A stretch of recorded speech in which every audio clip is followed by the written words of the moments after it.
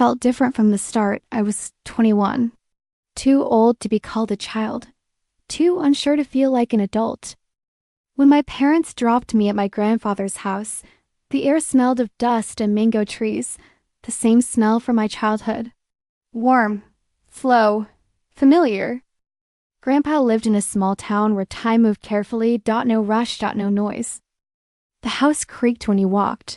The fan hummed like it was tired. The afternoons were long and quiet. I told myself I came to rest. To escape the noise of the city. To think, I did not expect to meet anyone. On the second evening, Grandpa asked me to take vegetables from the garden to the neighbor's house. Give them to Mr. Rao, he said. His grandson is visiting too. I nodded. Picked up the basket. Walked through the narrow path between houses. That's when I saw him. He was standing near the gate, sleeves rolled up, hands dirty with soil. He looked up when he heard my steps.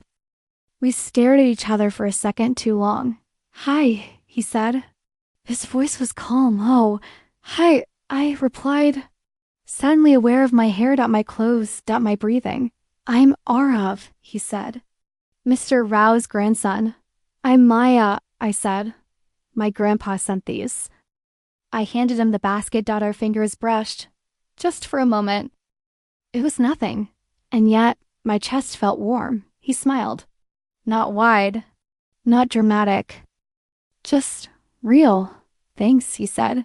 Do you live next door? Yes, for the summer. So do I. That sentence stayed with me. For the rest of the evening, I felt restless. I sat on the roof after dinner, watching the sky change colors. I kept thinking about his eyes, the way he looked at me without trying. I told myself it was just boredom. The next day, I saw him again at the well, then at the small grocery store, then near the banyan tree where people sat in the evenings. It didn't feel planned, but it also didn't feel random. One afternoon, Grandpa was asleep. The house was too quiet. I stepped outside.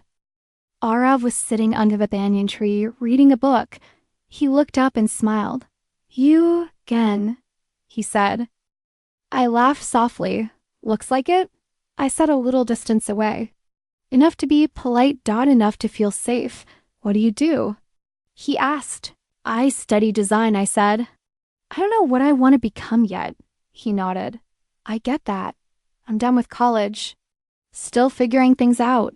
There was comfort in that. We talked about small things. The heat, the town, why summers felt longer here. The conversation flowed easily. No pressure. No pretending. As the sun went down, the air cooled. Our voices softened. At some point, silence came, but it didn't feel awkward. It felt close. I became aware of how near he was. The space between us felt thin, like one step could change something. I didn't move. Neither did he. That night, I couldn't sleep. I kept replaying the day. His smile, the way he listened.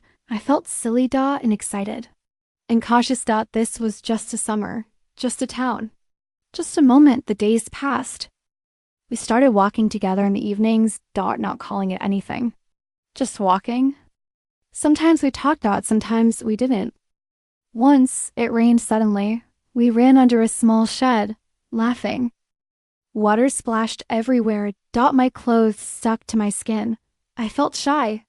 Too aware of myself. Arav looked away politely.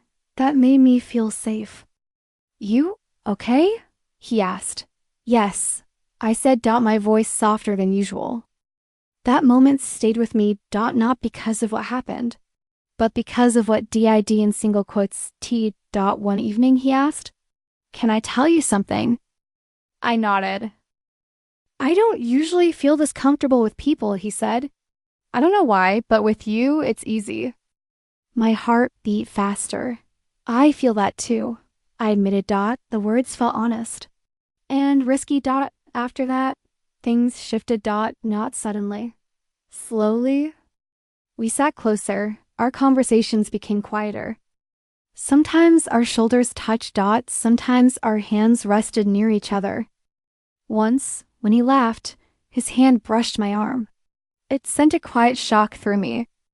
I didn't pull away, but I didn't lean in either. Inside, I was confused.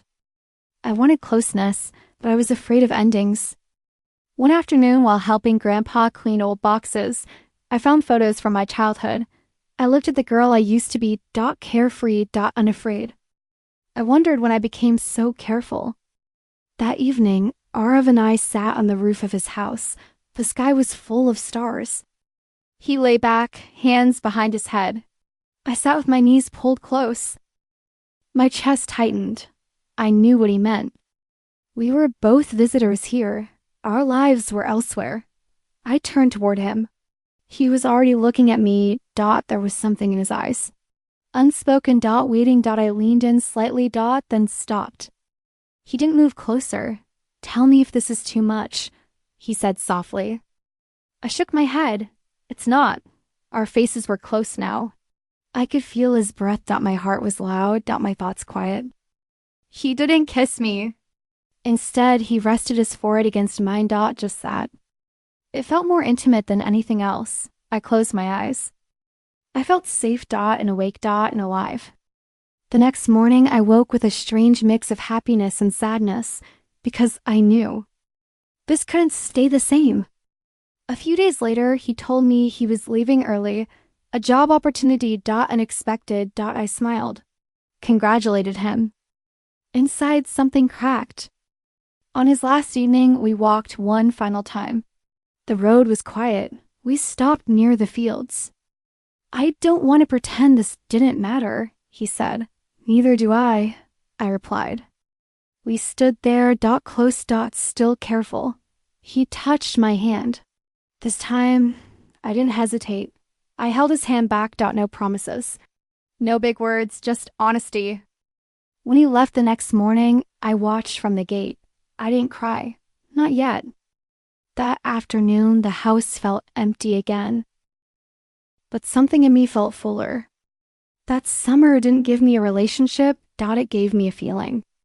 That connection doesn't need a future to be real. Sometimes it's enough to be seen, to be felt. To be changed, even just for a season. And every summer after that, I remember him, not with regret, but with quiet gratitude.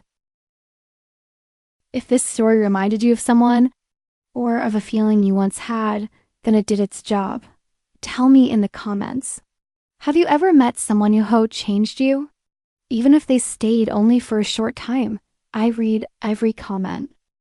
And if you're learning English, stories like this help you feel the language, not just understand it. Like the video if it touched you. Subscribe to Learn English with Sophia for more emotional stories that help you learn English naturally.